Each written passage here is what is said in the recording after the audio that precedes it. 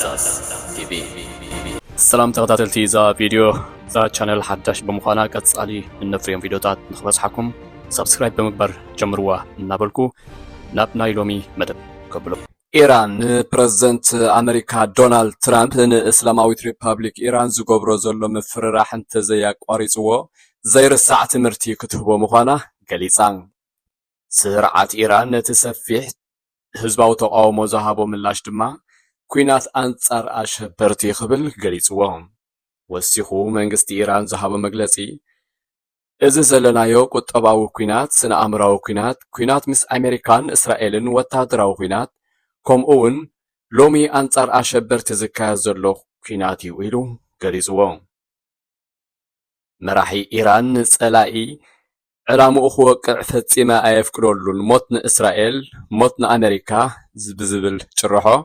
እናደጋገመ ብዓውታ ኣስሚዑ